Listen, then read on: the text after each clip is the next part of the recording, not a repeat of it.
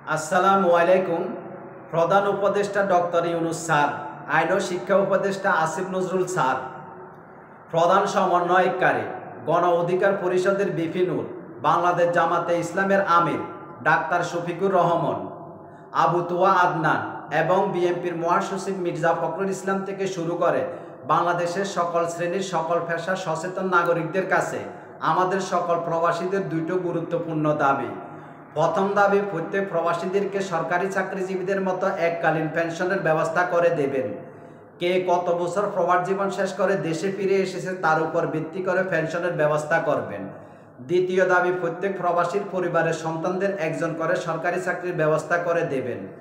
আশা করছি এই অন্তর্বর্তীকালীন সরকারের মাধ্যমে আমরা আমাদের এই দাবিগুলো পূরণ করতে পারব।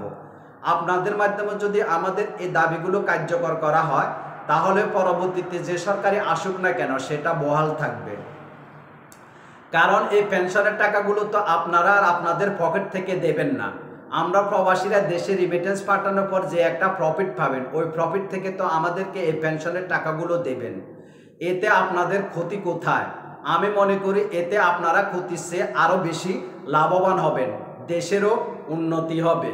যদি প্রবাসীদের এই পেনশনটা কার্যকর হয়ে যায় তাহলে প্রবাসীরা খুশিতে আরও বেশি বেশি করে দেশে রিমিটেন্স পাঠাবে লিগ্যাল চ্যানেলের মাধ্যমে।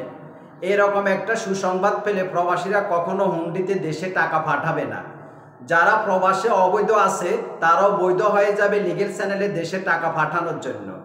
প্রবাসীদের টাকা এখন যদি লিগ্যাল চ্যানেলে 90% মতো যায় আর প্রবাসীদের এই পেনশনটা যদি কার্যকর হয়ে যায় তাহলে আমি আপনাদেরকে চ্যালেঞ্জ দিয়ে বলতে পারবো, পেনশন কার্যকর হওয়ার আগে যদি 90% টাকা যায়, পেনশন কার্যকর হওয়ার পরে 100% লিগ্যাল চ্যানেলে দেশে টাকা যাবে।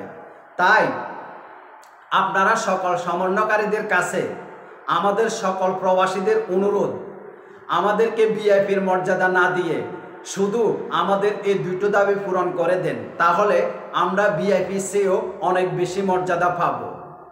আর আমার এই দুটো দাবির সাথে সকল প্রবাসীরা অর্থাৎ 1,20,00,000 প্রবাসীরা যদি একত্রতা প্রকাশ করেন তাহলে এই দুটো দাবি কার্যকর হতে বেশি দিন সময় লাগবে না। আপনারা বিশ্বাস করবেন কিনা জানি না, বাংলাদেশের সবচেয়ে বড় শ্রমবাজার হচ্ছে মালয়েশিয়া সহ গালফের 6টি দেশ। মনে করেন এই 7টি দেশে 7 লাখ প্রবাসী অবৈধ আছে। এরা সবাই যদি বৈধ হয়ে যায় তাহলে বাংলাদেশের রিমিটেন্সের পরিমাণ আরও 7 লাখ বেড়ে যাবে। তাই দয়া করে আমাদের এই পেনশনটা যত দ্রুত পারেন কার্যকর করেন, প্লিজ প্লিজ।